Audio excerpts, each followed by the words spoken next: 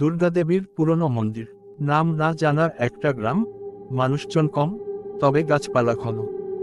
দক্ষিণ 24 পরগনার এক কোনায় লুকিয়ে থাকা সেই গ্রামটির নাম আটকাছিয়া। গ্রামটা একসময় বেশ জমজমাট ছিল। জমিদারের দাপটে চাষবাস, হাট বাজার সবই চলত। কিন্তু এখন মানুষ কমে এসেছে।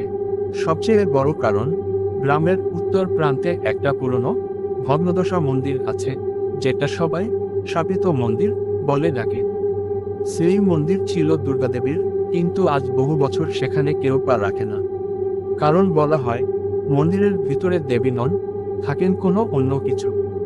অনেক বছর আগে এই মন্দিরের রাজবংশের পূজা চলত। দেবী দুর্গাকে প্রাণ দিয়ে বিশ্বাস করতেন সবাই। কিন্তু এক বছর কালীপূজার আগেই ঘটে এক অঘটন। মন্দিরের পুরোহিত জয়কৃষ্ণ এক রাত্রে গোপনে বলি দেন একটি ছোট মেয়েকে। কথিত আছে, ওই মেয়েটি ছিল গ্রামেরই এক গরিব মাটি কামারের মেয়ে। জয়কৃষ্ণ বলেছিলেন, দেবীর স্বপ্নাদেশে এই বলি দরকার ছিল। কিন্তু তারপর থেকেই শুরু হয় ভয়ানক ঘটনা। পুরোহিত একদিন নিজের ঘরেই পুড়ে মরে, আর মন্দিরের দরজা এক রাতে এমনভাবে বন্ধ হয়ে যায়, যেটা আজ পর্যন্ত কেউ খুলতে পারেনি।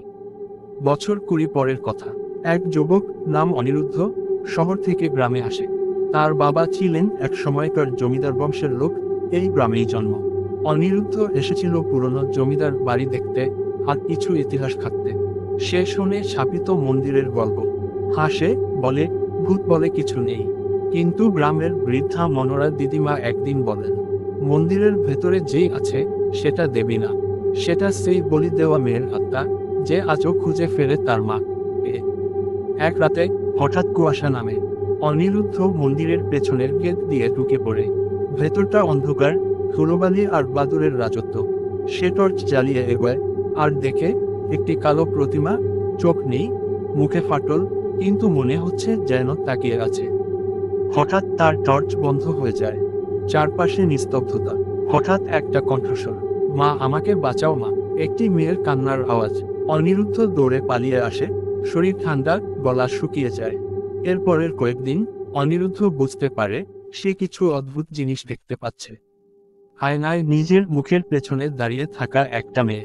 রাতে ঘুমের মধ্যে কাঁদছে এক কণ্ঠস্বর, মন্দির থেকে তার নাম ধরে ডাক। সে ভাবতে শুরু করে, মেয়েটি কি চাইছে। অনেক খোঁজাখুঁজির পরে সে পায় একটি পুরনো ডায়েরি, যেটা জয়কৃষ্ণ পুরোহিতের লেখা ছিল। সেখানে লেখা ছিল, মেয়েটির আত্মা শান্তি পাবে না যতক্ষণ না কেউ সত্যটা প্রকাশ করে। অনিরুদ্ধ পুরনো চৌধুরী লাইব্রেরি ঘেটে পায় সেই বলি দেওয়া মেয়েটির নাম শিউলি। বয়স ছিল মাত্র 8 বছর। সে সিদ্ধান্ত নেয়, এবার সে মন্দিরে গিয়ে বলবে পুরো কথা, মেয়েটির নাম নিয়ে সে ডাকবে। পরের রাতে পূর্ণিমা, অনিরুদ্ধ হাতে আগরবাতি, ফুল আর শিউলির ছবি নিয়ে ঢোকে সেই শাপিত মন্দিরে। মন্দিরে প্রবেশ করতেই বাতাস হিম হয়ে যায়। মেঝে কেঁপে ওঠে। প্রতিমার চোখ খুলে যায়, যেন এক প্রেতের দৃষ্টি। অন্ধকার থেকে বেরিয়ে আসে এক ছোট মেয়ে। তার শরীর অর্ধেক দেখা যায়, অর্ধেক কুয়াশায়। চুল খোলা, চোখে জল। সে বলল, তুই কি সত্যিটা বলবি? তুই কি আমার মা? কে খুঁজে দেবে? অনিরুদ্ধ বলল, হ্যাঁ, আমি তোমার আত্মাকে মুক্ত করব। সেই শিউলির নাম করে বলে, তোমার মৃত্যুর অন্যায় বিচার হয়নি, কিন্তু আমরা তোমাকে মনে রাখব, তোমার আত্মা যেন শান্তি পায়। মেয়েটি ধীরে ধীরে মুচকি হাসে, এবং ধোয়ার মতো মিলিয়ে যায় প্রতিমার গায়ে। তারপরে মন্দিরের দরজা খুলে যায় নিজে থেকেই। বহু বছর পরে পরদিন গ্রাম জেগে ওঠে নতুন আলোয়। মন্দির আবার খোলা হয়। কোনো অভিশাপ নেই, কোনো কান্না নেই। গ্রামের মানুষ নতুন করে পুজো শুরু করে।